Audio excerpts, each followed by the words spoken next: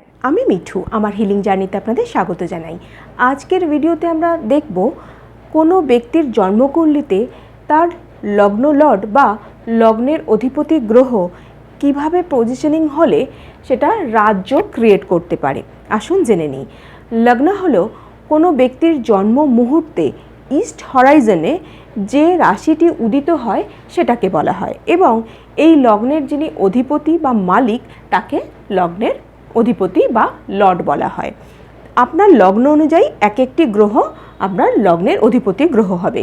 যেরকম এরিস বা মেষ লগ্নের অধিপতি গ্রহ হলেন মার্স বা মঙ্গলদেব, টরাস বা বৃষ লগ্নের অধিপতি হলেন শুক্র, জেমিনি বা মিথুন লগ্নের অধিপতি হলেন বুধ, ক্যান্সার বা কর্কট লগ্নের অধিপতি হলেন মুন বা চন্দ্রমা, লিও বা সিংহ লগ্নের অধিপতি হলেন সান বা সূর্যদেব, ভার্গো বা কন্যা লগ্নের অধিপতি হলেন বুধ, লিব্রা বা তুলা লগ্নের অধিপতি হলেন ভিনাস বা শুক্র, স্করপিও লগ্নের অধিপতি হলেন মার্স বা মঙ্গলদেব, সেজিটেরিয়াস বা ধনু লগ্নের অধিপতি হলেন বৃহস্পতি বা জুপিটার, ক্যাপ্রিকন বা মকর লগ্নের অধিপতি হলেন স্যাটার্ন বা শনিদেব, অ্যাকুয়ারিয়াস বা কুম্ভ লগ্নের অধিপতি হলেন স্যাটার্ন বা শনিদেব, এবং পাইসেস বা মীন লগ্নের অধিপতি হলেন জুপিটার। তাহলে বুঝতেই পাচ্ছেন যেটা আপনার লগ্ন হবে সেই অনুযায়ী আপনার লগ্নের অধিপতি বা মালিক হবেন। তো আসুন জেনে নিই, লগ্নের ফার্স্ট হাউসের মালিককে বলা হয় লগ্ন অধিপতি। এটাই হলো আপনার লগ্ন। তো এখানে যে কোনো রাশি হতে পারে, আপনার যে কোনো লগ্নই আপনার লগ্ন হতে পারে। তো সেটা আপনি কোনো অ্যাপ থেকেও দেখে নিতে পারেন বা আমারও সাহায্য নিতে পারেন। এখানে আমরা দেখে নিই যে ফার্স্ট হাউসের মালিক বা লগ্নের মালিক কাকে বলা হয়। লগ্ন অ্যাকচুয়ালি একজন ব্যক্তির ব্যক্তিত্ব, তার মাইন্ডসেট, তার ব্রেন বুদ্ধি সে কোন দিকে লাগাবে সেটাকে বোঝায়। তাই লগ্ন অধিপতি যেখানে বসেন সেই ঘরের বৃদ্ধি করেন জীবনে যতটা সময় এগোতে থাকে, অর্থাৎ উত্তরোত্তর বৃদ্ধি পেতে থাকে সেই হাউসে যেখানে গিয়ে লগ্ন লর্ড বসেন।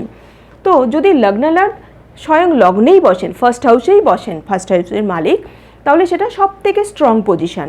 কারণ আমার মাইন্ডসেট পুরোপুরি আমার উন্নতিতেই কাজে লাগে। তখন আমি আমার জন্য সমস্ত এফোর্ট দেওয়ার চেষ্টা করি এবং সেটা আমার কাজেও লাগে। যদি লগ্ন লর্ডের ওপর কোনো নেগেটিভ প্রভাব না থাকে এবং সেই গ্রহের বলাবল বা ডিগ্রি স্ট্রং হয়, তাহলে এটা খুবই পজিটিভ রেজাল্ট দেয় এবং যত সময় যেতে থাকে তত সেই এফেক্ট আরও বাড়তে থাকে। এক্ষেত্রে যদি লগ্ন লর্ড শনিদেব হন তাহলে কিছুটা ডিলে হয়, হয়তো দেখা যায় একটু ওল্ড এজেড দেখে গিয়ে, বিশেষ করে 30 বছরের পর মানুষ উন্নতি দেখতে পান তাদের জীবনে। বাকি লগ্নের জন্য অনেক আর্লি এজ থেকেই ব্যক্তিরা নিজেদের গ্রোথের জন্য সচেষ্ট হন এবং তার রেজাল্টও পান। আবার লগ্ন লর্ড যদি সেকেন্ড হাউসে গিয়ে বসেন, সেকেন্ড হাউস হলো আমাদের ধন বা ওয়েলথের ঘর। তো যদি লগ্ন লর্ড এখানে বসেন সেক্ষেত্রে ব্যক্তিরা নিজেদের সমস্ত ফোকাস, মাইন্ডসেট তো ধন অর্জন করার জন্য, সেটাকে কিভাবে ইনভেস্ট করব, সেখান থেকে কিভাবে আরও বেশি লাভ পাবো, এখানে তার মাইন্ডসেটটা কাজে লাগে এবং সময়ের সাথে সাথে সেটা রেজাল্টও দেয়। এরপর আসি চতুর্থ ঘরে বা ফোর্থ হাউসে।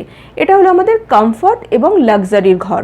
তো যদি কোনো ব্যক্তির লগ্ন লর্ড এখানে বসেন তাহলে তার মাইন্ডসেট হবে আমি কিভাবে নিজের লাইফে আরও বেশি লাক্সারি বা কমফর্ট ক্রিয়েট করতে পারবো আমার লাইফে, এবং সেখানে সে এফোর্টও দেব এবং সেই এফোর্টের রেজাল্টও পাবে।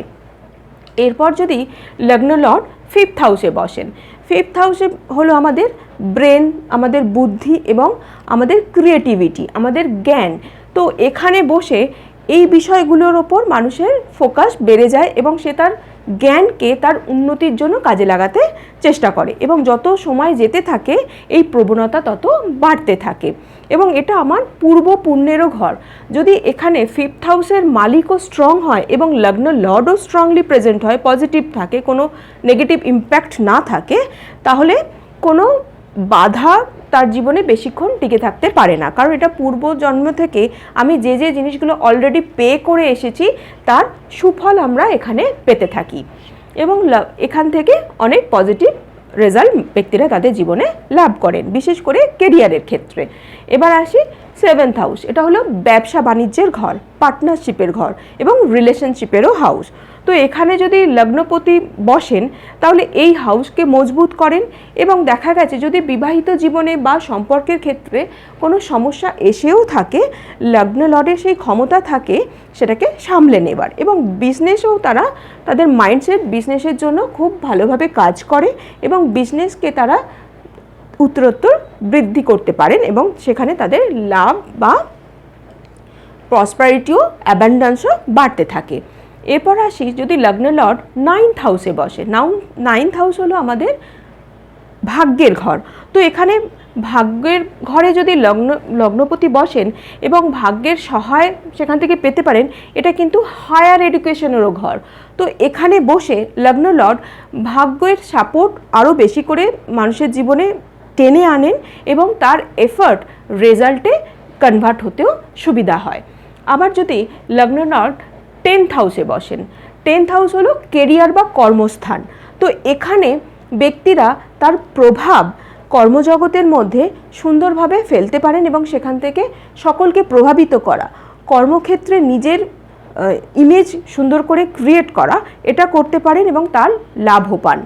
এরপর আসে লাভের ঘর বা গেন বা নেটওয়ার্কিংয়ের ঘর, এটা হলো 11th হাউস। এখানে যদি লগ্ন লর্ড বসেন তাহলে এটা যেহেতু প্রফিটের ঘর, তো তার কোন জায়গা থেকে কিভাবে প্রফিট আরও বাড়তে পারে এই ব্যাপারে তিনি ভীষণ ফোকাসড হন এবং multiple source of income create করতে পারেন নিজেদের লাইফে এবং বিভিন্নভাবে প্রফিটকে দিন বা দিন বাড়াতে পারেন। কারণ আগেই বলেছি লগ্ন লর্ড যেখানে বসেন সেই ঘরকে বৃদ্ধি করেন, সেই ঘরের এফেক্টকে বাড়িয়ে দেন। তো এইভাবে যদি আপনাদের কুণ্ডলিতে লগ্ন লর্ডের অবস্থান হয় এবং আপনারা সেখান থেকে সঠিক রেজাল্ট পাচ্ছেন না, তাহলে আপনারা লগ্ন অধিপতির বীজ মন্ত্র জপ করতে পারেন এবং কোনো বিশেষজ্ঞের পরামর্শ নিতে পারেন। আর আমার সাহায্য চাইলে সেটাও জানাতে পারেন। আমাকে মোটিভেট করার জন্য, এই চ্যানেলের পাশে থাকার জন্য অসংখ্য ধন্যবাদ আপনাদেরকে। Thank you so much.